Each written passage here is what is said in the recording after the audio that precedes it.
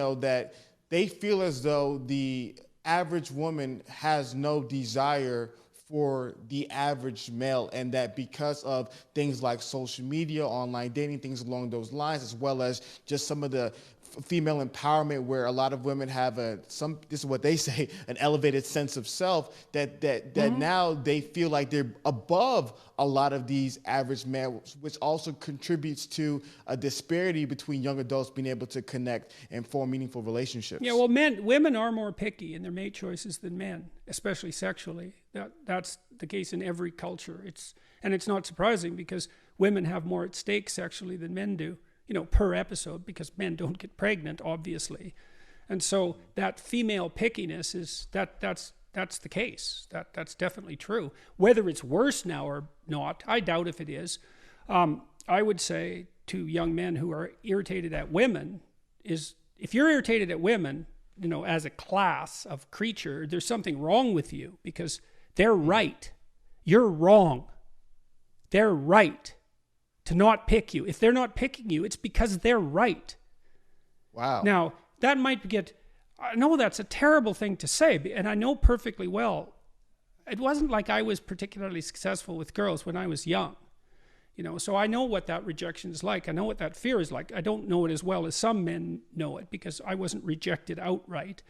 But what you have to understand is that, what do you expect from women?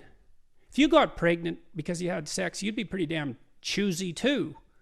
So, clue in a bit. And then, well, don't they find you attractive? Well, maybe you're not. Like, have you paid attention to how you dress? Do you have a plan? Are you as educated as you could be? Are you a liar? Are you a rabid pornography user? Because maybe that's undermining your motivation to seek out a woman and grow yourself up. It's like, if you're rejected constantly and you're out there really trying, because that's another thing to ask yourself is, well, how many women have you actually asked out? And are you so sure that you're not picking women who will certainly reject you because you're trying to bat out of your league? Because you might be.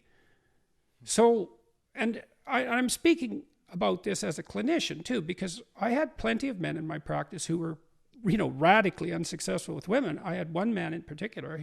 He was so afraid of women, he couldn't use the phone. He was too afraid of everyone to use the phone.